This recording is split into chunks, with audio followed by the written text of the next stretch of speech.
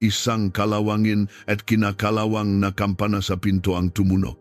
10 piso lang po ang dala ko, pero pwede po bang makahingi ng sabaw man lang para sa anak ko? Nakatayo ron ang isang mag-inang basang-basa sa buhos ng ulan. Nanginginig na iniabot ng ina ang isang basang 10 pisong barya. Ang bida, si Mang Tomas, na nagliligpit na para magsara ng kanyang kainan, ay walang imik na nagagis sa kanila ng 2 tuwalya at nagtungo sa kusina. Sa dingding, nakasabit ang isang lumang plakeng kahoy na may nakaukit na paalala mula sa kanyang yumaong ama, huwag na huwag mong tatanggihan ang nagugutom na customer.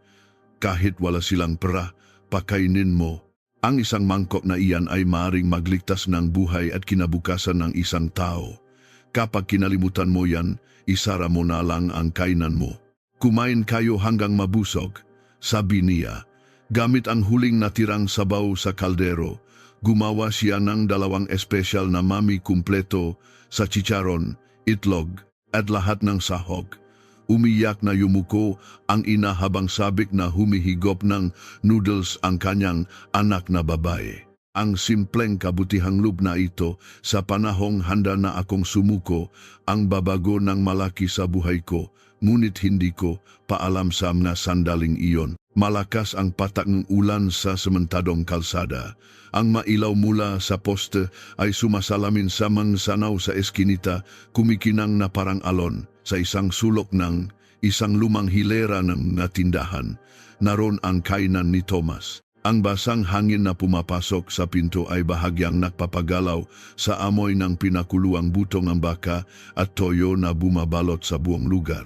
Panahon na sigurong sumuko, bulong ni Mang Tomas sa kanyang sarili habang nasa likod ng counter. Nasa kalagitnaan na siyang kanyang ika-60 taon at ang kanyang nakamay ay kulubot na dahil sa mahabang taon ng pagluluto. Ang mamansa ng mantika ay tila permanenteng nakaukit na sa dulo ng kanyang madaliri. Dahan-dahan niyang pinunasan ang counter gamit ang kanyang paboritong basahan. Ang kupas na kahoy ng counter, ang nangingitim na sahig ng kusina, lahat ng iyon ay saksi sa kasaysayan ng kainan mula panon dekada 70. Ngunit paunti na ng paunti ang mga customer.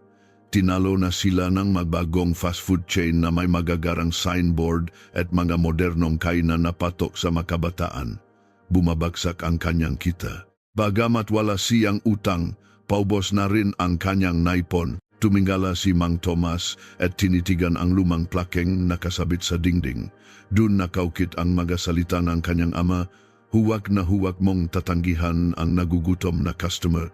Mapakla siyang napangiti at piniga ang basahan. Ang tapat na pagsunod sa aral na iyon, ang walang sawang pagluluto ng masarap na sabaw, ay nagdulot sa kanya sa sitwasyong ito. Sa susunod na linggo, sasabihin ko na sa may-ari ng pwesto na magsasara na ako, desidido niyang sabi sa sarili. At sa sandaling iyon, tok, tok, tok. Sa gitna ng malakas na ulan, isang mahina ngunit desperadong katok ang narinig niya. Nakatayo roon ang isang basang-basang babae na nasa mga 30 anyos at isang maliit na bata. Wala silang payong. Hinahayaan lang ang sarili na mabasa ng ulan. Ang damit ng babae ay dikit na dikit sa kanyang payat na katawan na lalong nagpapakita ng kanyang kapayatan. Sa likod niya, nanginginig sa ginaw ang isang batang babae. Walang tigil ang pagpatak ng tubig mula sa kanilang buhok na lumilikha ng maliit na sanaw sa sahig. Si Elena, ang pangalan ng babae, ay nagsalita sa halos pabulong na tinig. Nangingitim ang kanyang ngalabi sa ginaw at halatang nahihirapan siyang magsalita. May iniabot siya gamit ang nanginginig na kamay. Sa kanyang palad, naroon ang isang lukot na 10 pisong barya.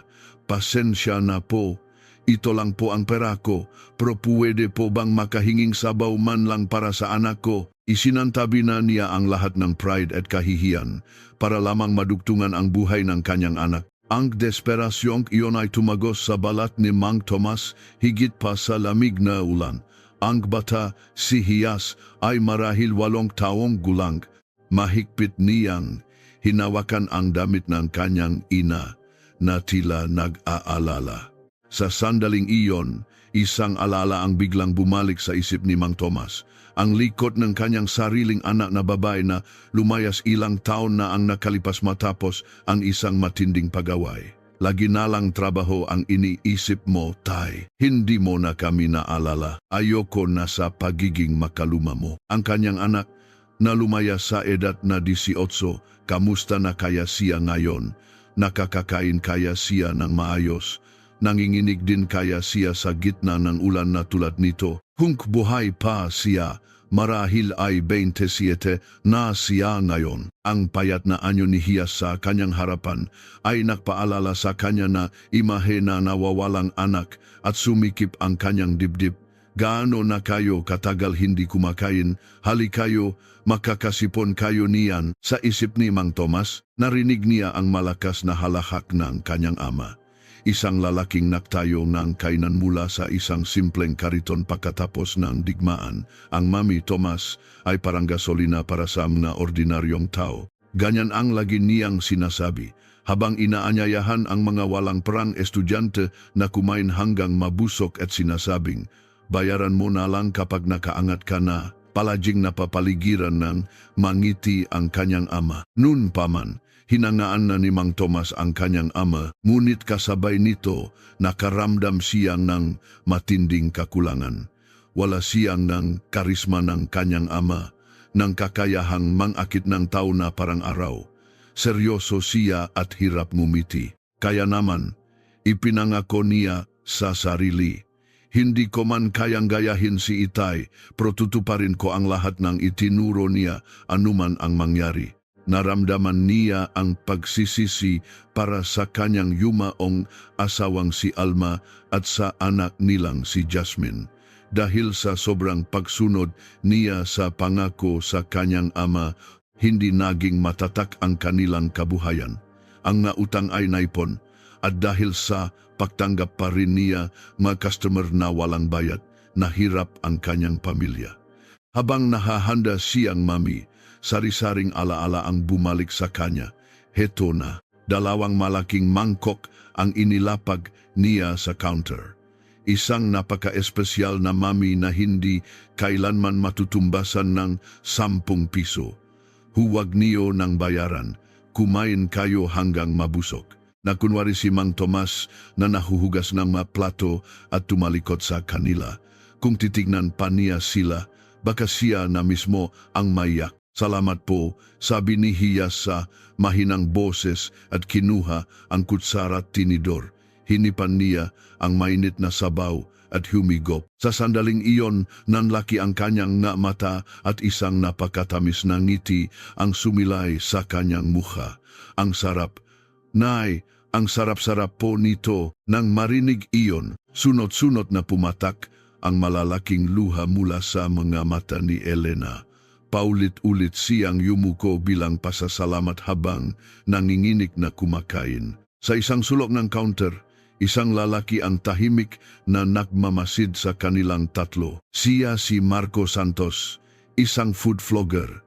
Galing siya sa isang interview at sumilong lang sa kainan para kumain ng huling mangkok ng mami. Magandang lugar to, bulong niya sa sarili at kinuha ang kanyang smartphone mula sa bulsa. Ngunit hindi pa alam ni Mang Tomas sa sandaling iyon na ang isang mangkok ng mami na iyon ang babago sa takbo ng kanyang buhay na handa na niyang isuko at sa kapalaran ng mag-inang halos mawalan na ng pag-asa.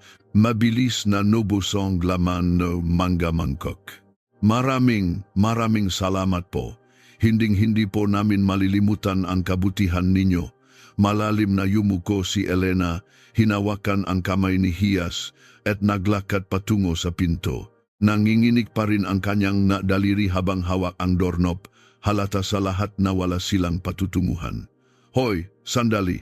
Ang mababang boses ni Mang Tomas ay bumasag sa katahimikan. Nagulat na napalinggon si Elena. Sa ganitong kalakas na ulan, saan mo balak dalhin yang bata? Kasi po, wala kayong matutuluyan, di ba? Nahulaan ni Mang Tomas ang kanilang sitwasyon. Yumuko si Elena, hindi makasagot. Kinamot ni Mang Tomas ang kanyang ulo at itinuro ang kisame. Bakante ang ikalawang palapag. Gamitin niyo muna. Naku, Pero nakakahiya po, huwag kang makamali. Hindi ko kayo pinapatuloy bilang customer. Bodega na lang ang dating kwarto ng anak ko.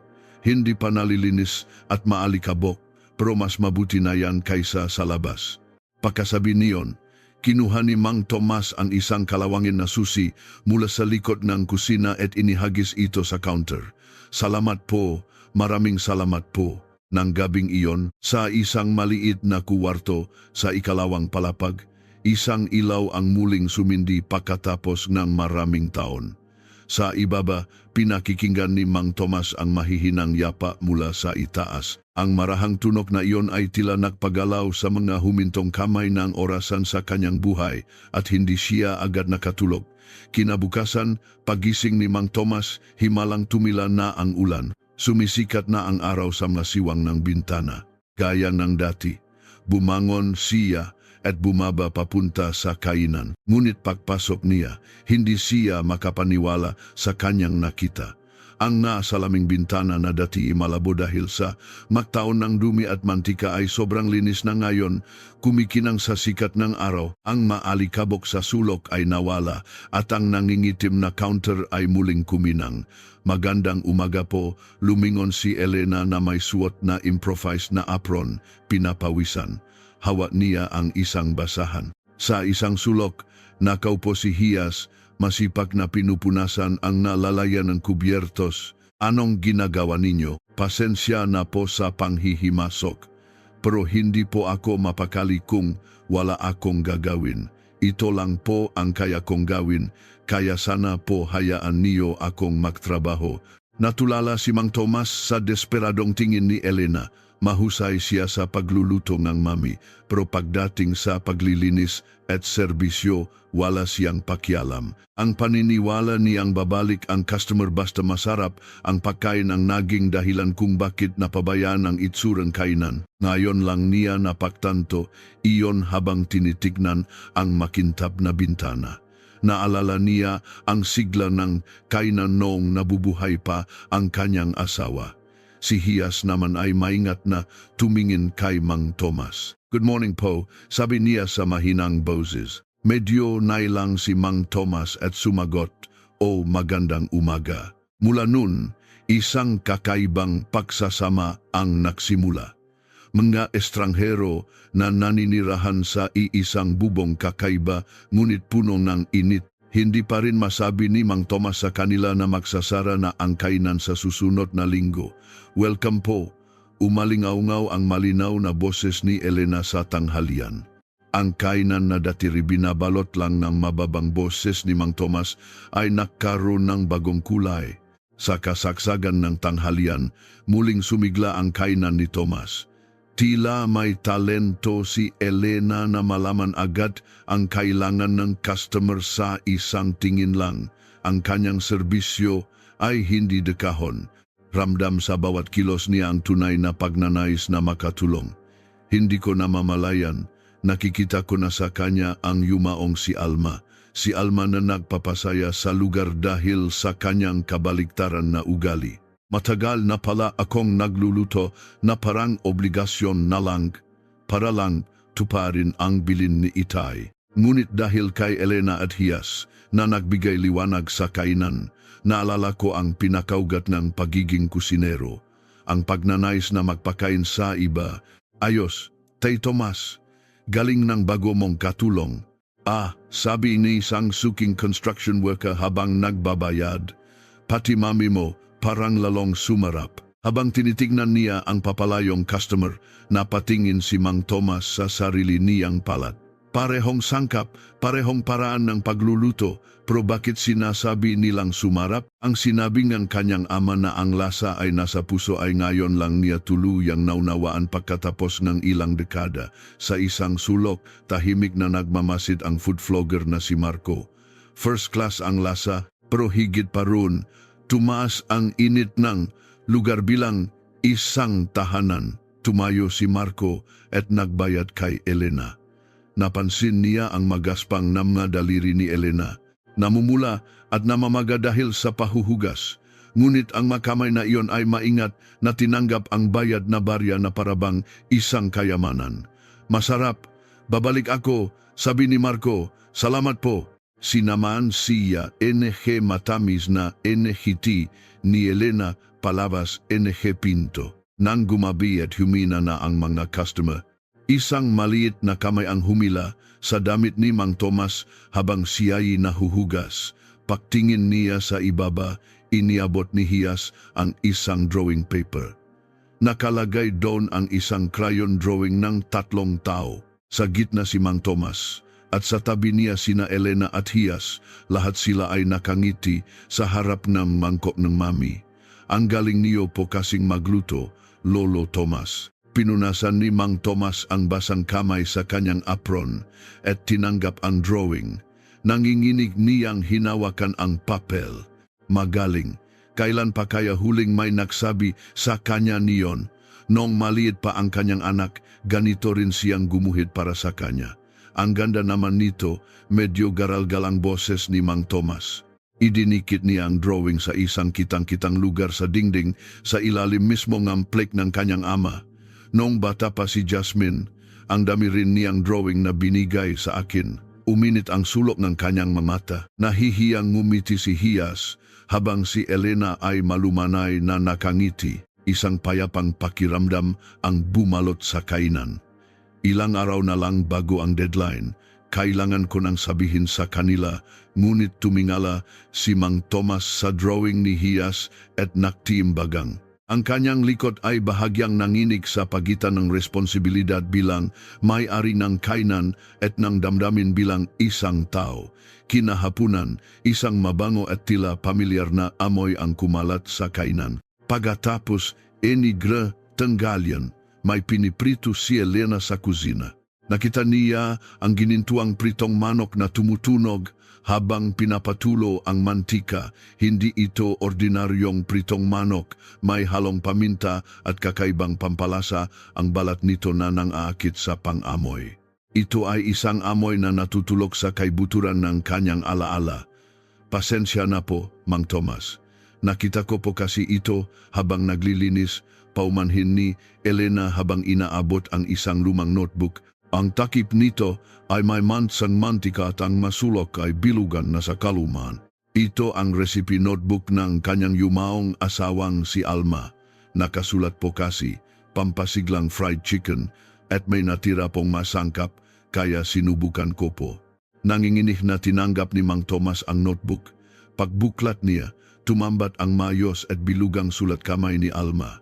Mahilig si Tomas sa maalat kaya damihan ng konti ang toyo. Kapag maraming estudyante, lakihan ang hiwa. Ang masulat sa gilid ay puno ng pagmamahal para sa mga customer at sa kanyang asawa.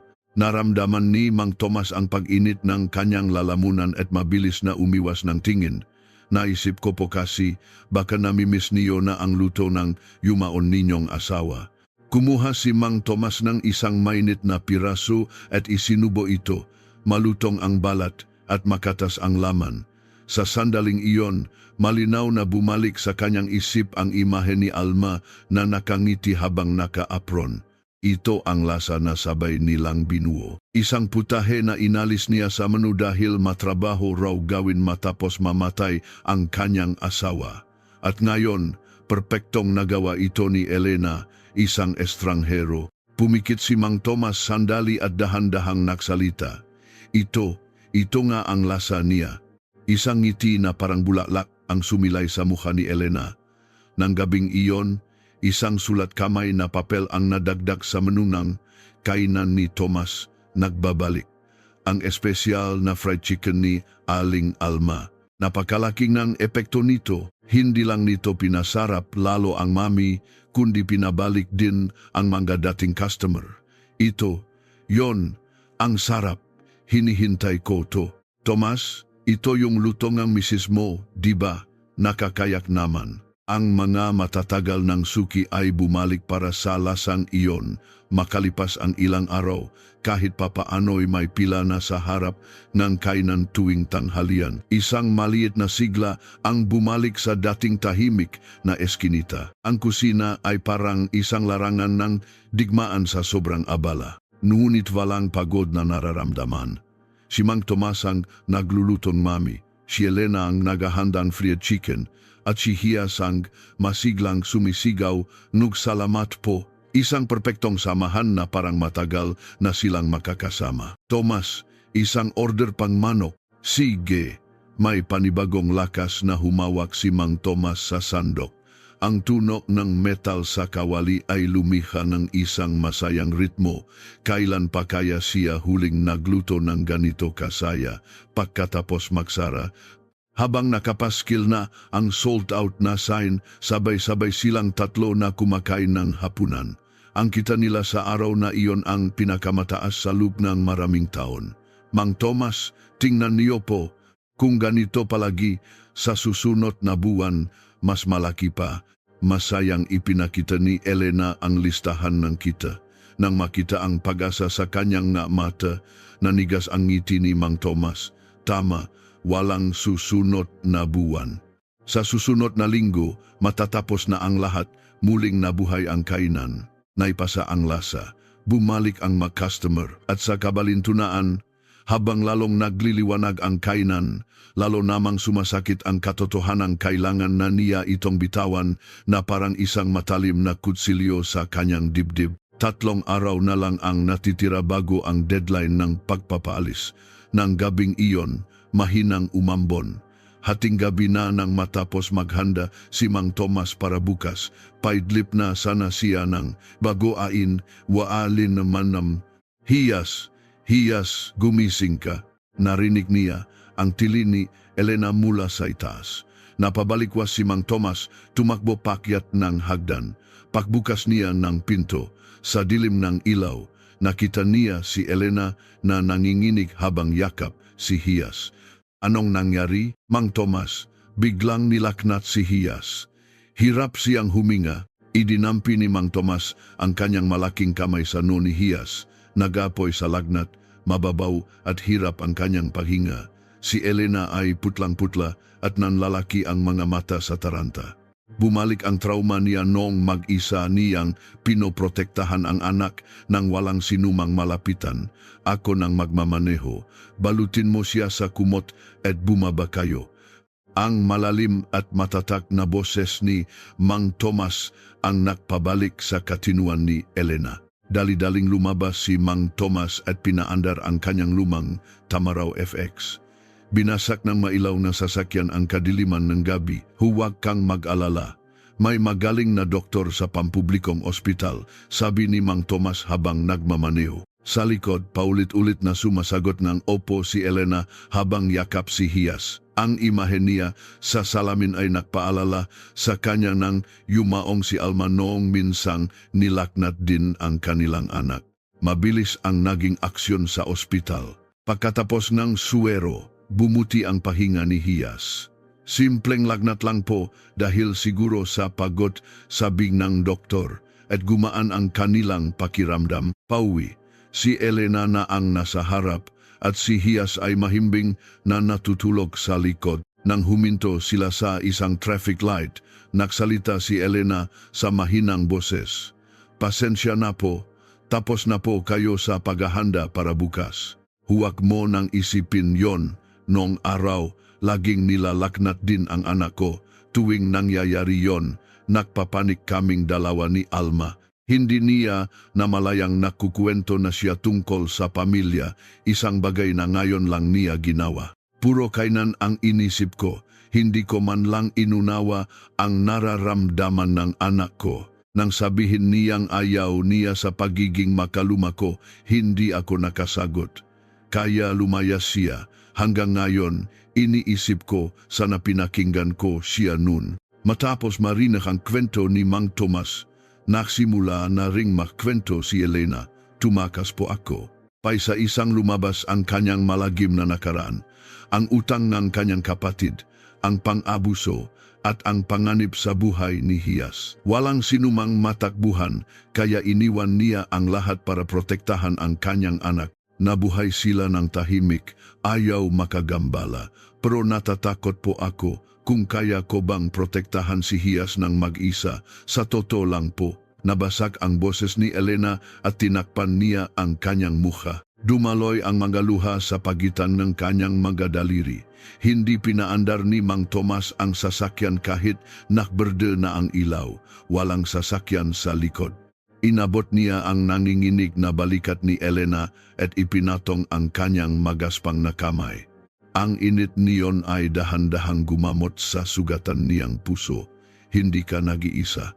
Nandito ako. Ang mga salitang iyon ay natural na lumabas sa bibig ni Mang Tomas dahil sa pagsisisi sa pagkawala ng anak at pangungulila sa asawa. Iyon ang mga salitang nagmula sa kanyang kaluluwa. Humagulgol si Elena na parang bata. Walang imik si Mang Tomas, patuloy lang na sinusuportahan ang kanyang balikat. Sa kalangitan, sumilip ang buwan sa pagitan ng naulap. Nang gabing iyon, sila ay naging isang tunay na pamilya higit pa sa dugong nag-uugnay. Pakbalik sa kainan matapos ihatid ang mag-ina sa itaas, mag-isang nakatayo si Mang Tomas sa madilim na kusina. Tiningnan niya ang kalendaryo. Ang petsang may bilok na pula ay sa makalawa na.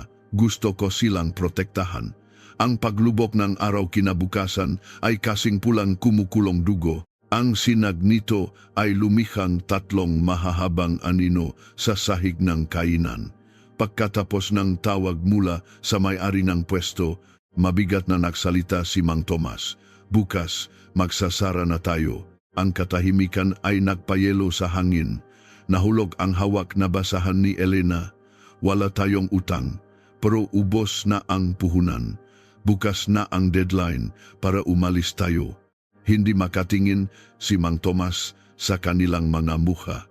Kinagat ni Elena ang kanyang labi hanggang sa mamuti ito at yumuko. Marahil ay may kutob na siya, ngunit hindi ito maintindihan ni Hias. Ayoko, magsasara ang kainan. Ayoko, gusto ko kasama si Lolo Tomas. Umiyak na yumakap si Hias sa mga binti ni Mang Tomas. Sabi ni Opo, lagi na tayong makakasama. Lumuhod si Mang Tomas at niyakap ng mahigpit ang umiyak na bata. Gusto kong protektahan ang init na ito. Gusto kong mabuhay kasama ang bagong pamilyang ito sa kainan na minana ko kay Itay. Ngunit hindi na niya kayang magsinungaling pa. Napakawalang kwenta kong tao. Ang katotohanan ay malupit. 0 na ang balanse sa bangko. Bukas na ang deadline. Sila ang nagturo sa kanya ng saya ng buhay, pero katapusan lang ang may bibigay niya sa kanila.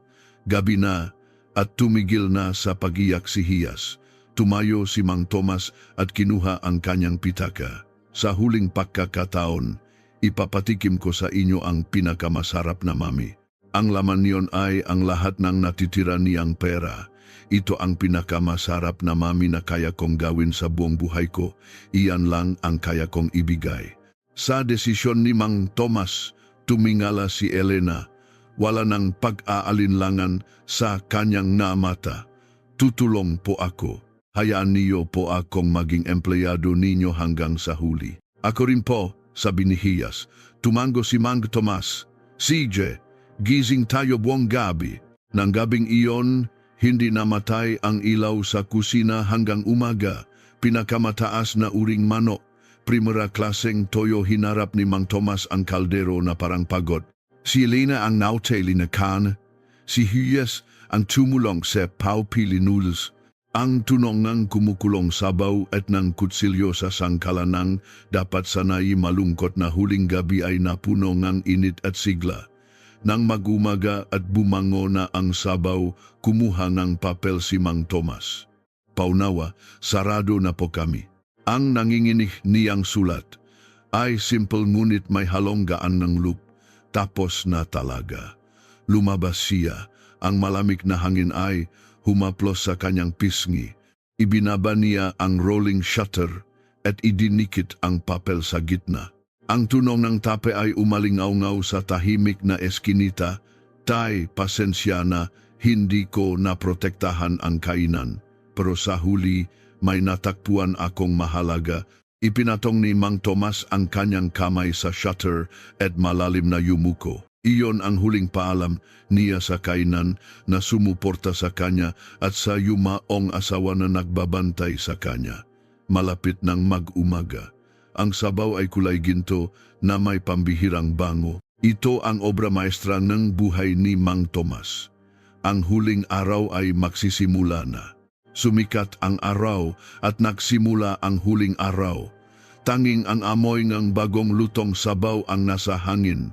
Sa katahimikan, kumakain silang tatlo ng almusal. Sa isang sulok, nakita ni Mang Tomas ang isang maliit na bag at ang nakatuping damit ni Hias. Sa ibabaw, may puting sobre. Maraming salamat po sa lahat. Tahimik silang aalis pagkatapos na araw na iyon. Isang mabigat na pakiramdam ang dumagan sa dibdib ni Mang Tomas. Hindi niya malunok ang mainit na sabaw. Ang pamilyang ngayon lang niya natagpuan ay mawawala na parang buhangin. Salamat po sa pagkain, sabi ni Elena humarap kay Mang Tomas. Ang kanyang na mata ay may luha ngunit may tapang. Mang Tomas, ang mami niyo po ang nagligtas sa buhay at puso namin ni Hias. Kahit mawala ang kainan, ang init na iyon ay mananatili habang buhay. Maraming salamat po. Ito na ang katapusan. Pagbukas ng shooter, matatapos na ang lahat. Krrrr! Ano to? Hindi siya makapagsalita. Sa harap ng kainan, napakaraming tao. Ang dating tahimik na eskinita ay puno na mataong naghihintay. Ang pila ay lumiko pa sa kanto at umaabot sa malayo. Ang ingay nila ay nagpapayanig sa malamig na hangin ng umaga. Boss Tomas, hinihintay ka namin. Hindi ka namin hahayaang magsara ngayon. Isang lalaki ang lumapit sa natutulalang si Mang Tomas. Ang food vlogger na si Marco Santos. Ngumiti siya at ipinakita ang screen ng kanyang telepono. Isang viral na social media post, ang kainan ni Tomas. Isang puso sa gitna ng Maynila na malapit ng mawala. Nakasulat doon ang kwento kung paano tinulungan ni Mang Tomas ang mag-ina sa gitna ng ulan at kung paano sila naging pamilya. Hindi ito simpleng food review. Ito ay isang kwento ng asa na kumalat sa libu-libong shares at umantig sa puso ng mga tao. Hindi ito isang himala. Ito ay resulta ng isang linggong pagsisikap at pagtutulungan ng 3 taong nakita ng iba, napatakip ng bibig si Elena at napayak. Nanlabo ang paningin ni Mang Tomas dahil sa luha.